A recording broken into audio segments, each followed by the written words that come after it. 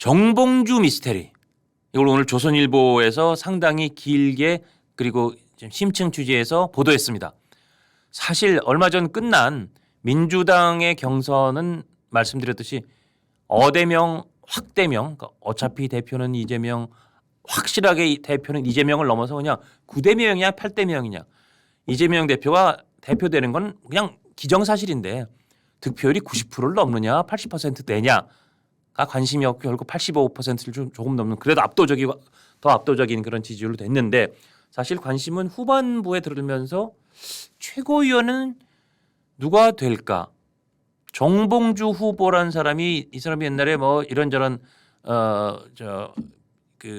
팬덤이 좀 있었고 나름대로의 독자적인 인기가 있고, 근데 정봉주라는 후보도 전 의원도 사실은 이재명이라는 정치인과 예전에는 조금 다른 진영에서 처음 시작할 때가 있었지만 상당 기간 동안은 이재명 대표에 대해서 굉장히 찐명적인 발언을 했던 정봉주 후보가 나와서 이번에 최고위원 나오더니 초반에 1등을 달렸어요. 권리당원의 투표에서.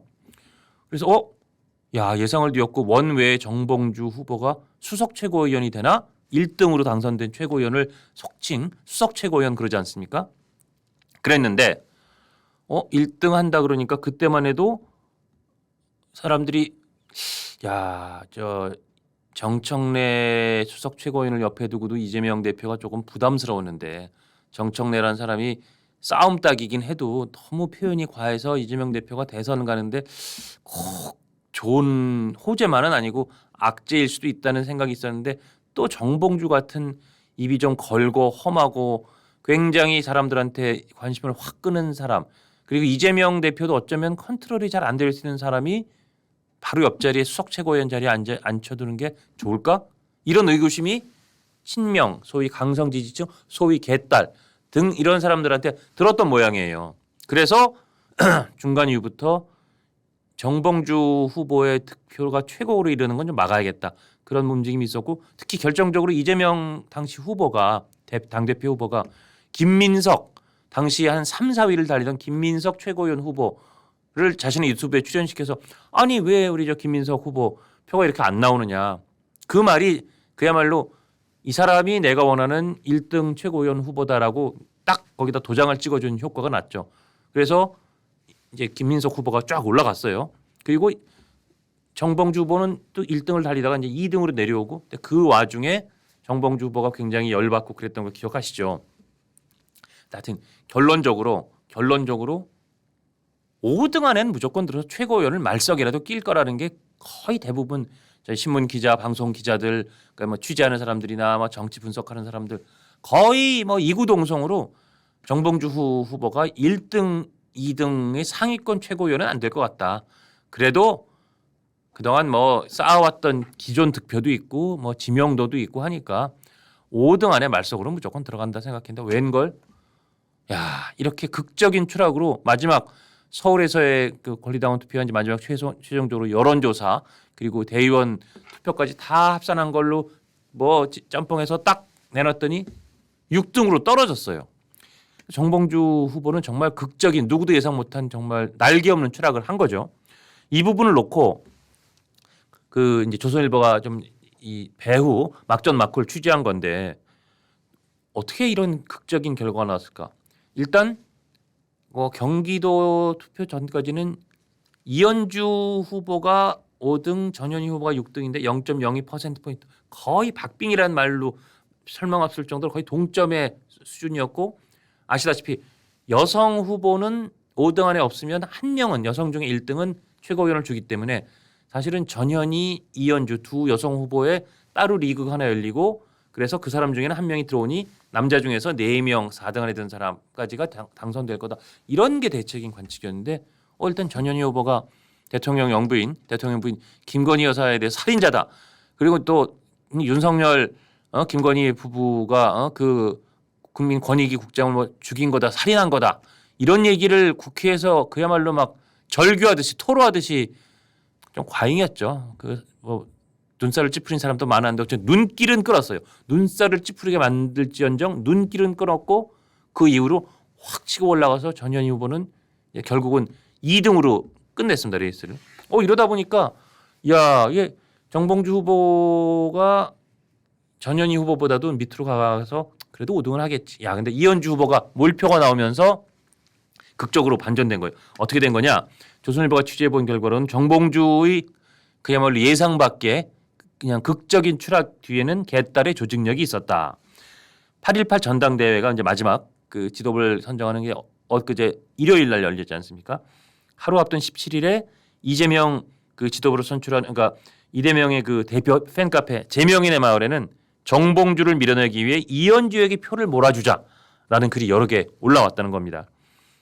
그야말로 개딸 그러니까 이재명 대표 강성 지지층의 권기령이 떨어진 셈이죠. 정봉주를 떨어뜨리자. 정봉주를 떨어뜨리려면 어떻게 되냐? 그 바로 앞에 있는 바로 뒤에 있는 그러니까 7, 8등을 지금부터 표를 몰아줘서 5등 안에 밀어넣기는 도저히 어려우니까 그래서 7등, 8등은 빼고 6등, 5등권을 다투는 이현주 후보에게 표를 집중적으로 주자. 그래야 정봉주를 떨어뜨린다. 이런 개딸을 권기령이 떨어진 셈이 됐고 그럼에도 불구하고 이 정봉주 후보가 낙선될 거라고 예상한 사람은 별로 없었습니다. 워낙 인지도가 높았고 초반 1등 쌓아놓은 득표가 있었으니까. 와, 근데 이런 권기령으로 이현주 후보가 0.6%포인트 차이로 정봉주 후보를 총 합산 득표에서 누르면서 최고위원회에 당선된 겁니다. 그러니까 이게 지금 민주당이 놓여있는 여러 가지 지형을 보여주는 아주 단적인 사건, 단적인 단면이라고 생각이 듭니다. 정봉주란 사람을 저도 개인적으로 그 사람 옛날에 뭐 했던 그 뭐 낙검수 같은 그런 그 당시엔 유튜브가 아니라 뭐 그런 소위 방송을 했던 내용이나 이런 부분 저는 뭐 동의할 수 없는 게 대부분이고 정봉주라는 사람이 그리고 매우 품격이나 설화라든지 말 사고를 일으켰던 거에 대한 그 품격에 대해서도 저는 동의할 수 없고 그래서 저는 개인적으로 정봉주라는 한 정치인을 좋아하지 않습니다.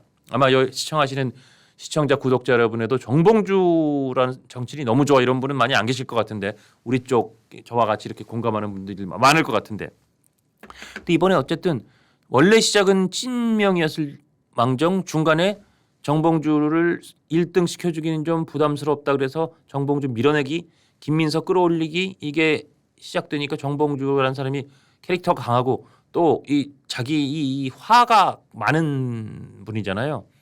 그러니까 이제 기자들한테 이건 오프 더 레코드를 전제로 이재명 같은 사람이 대통령이 되면 안 된다고 생각한다. 정말 그 이 행정을 하던 사람이고 굉장히 그 독재적인 뭐 그런 취지의 얘기를 했고 그다음에 내가 최고위원 들어가서 내가 최고위원을 못 들어가겠냐.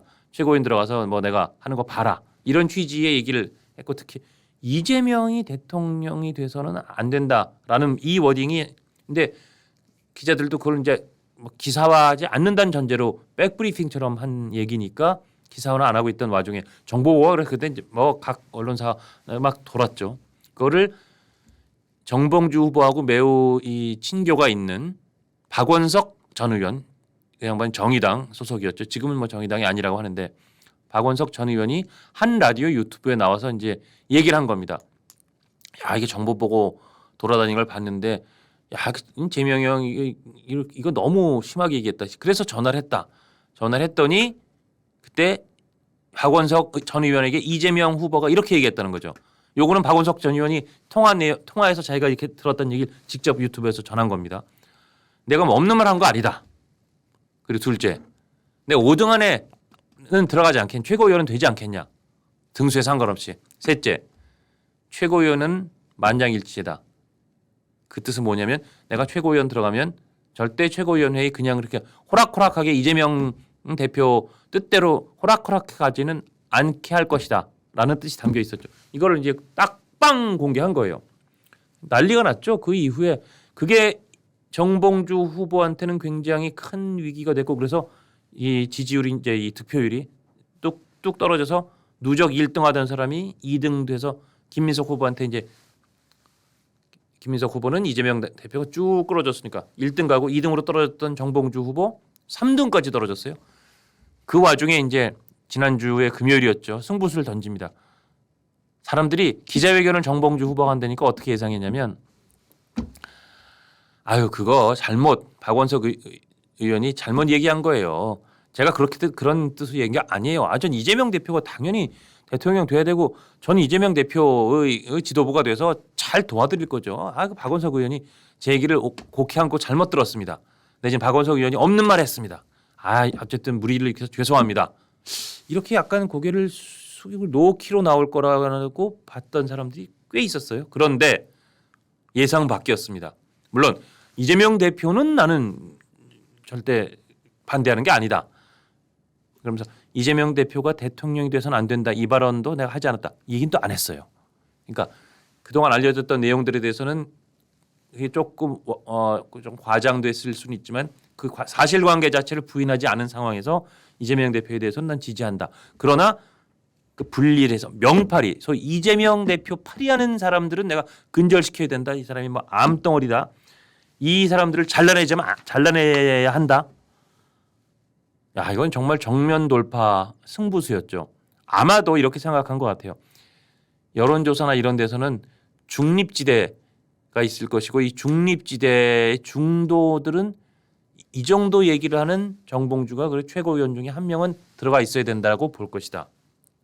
그렇다면 내가 지금까지 쌓아놓은 표도 있고 얻어놓은 표도 있고 남은 상황에서 어차피 1등 노리는 것도 아니고 5등 안에만 끼면 되는데 정면 돌파해서 중도 그리고 친명이 지금 이 당을 장악했다고는 하지만 소위 비명, 친문 이런 사람들이 그래도 정봉주 내가 이렇게 얘기하면 나를 최고위원 말석에는 넣어줄 것이다 라는 승부수를 던진 건데 실패한 겁니다. 그만큼 지금 민주당은 비명이 왜 없어졌냐? 비명이 횡사했기 때문이죠. 지난번 공천에서 비명이 횡사했고 친명은 횡재했지 않습니까? 근데 그만큼 소리를 안 내고 있던 비명이나 친문, 범친노 그러니까 반영 비명의 세력이 그만큼 완전히 쪼그라들었다. 그다음에 그 사람들이 겉으로 표현도 잘 못하는 그런 상황이 됐다. 그 와중에 개딸들 이재명의 대표의 강성 지지층들이 궐기령 정봉주를 떨어뜨려라. 그러려면 이현주를 찍어라. 이런 것들이 맞물리면서 정봉주 후보가 극적으로 누구도 예상 못한 탈락, 낙선을 하게 된 겁니다.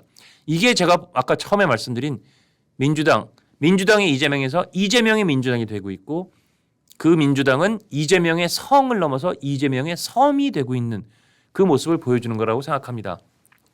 다만 이렇게 그 개딸들의 궐기령으로 이현주 후보에게 집중표가 모였고 정봉주 후보가 떨어졌다는 이 이제 분석에 대해서 이현주 이번 의원이고 최고위원 됐죠. 이현주 최고위원은 아니다. 표를 잘 받아라고 반론합니다. 뭐라 그러냐면 나는 그 권리당원보다는 오히려 일반 여론조사에서 더 많은 표를 얻었다. 이거는 무슨 개딸들의 궐기령으로 될 게 아니라 나에게 정봉주 후보에게는 표가 안 갔고 나에게는 표가 많이 왔던 거다. 그러니까 이 분석은 그렇게 딱 실제와 딱 맞는 설명이 아니다라는 반론을 하고 있다. 그거는 말씀드리겠습니다. 그리고 아마 사실관계가 그런 건 있는 것 같은데 어쨌든 그게 여론조사라는 것도 사실은 그 국민의힘 똑같은데요. 일반 국민의 여론조사할 때 전화 걸어서 전화 받으면 당신은 누굴 지지하십니까? 그래서 국민의힘을 지지합니다 하는 사람은 빼고 하는 거예요.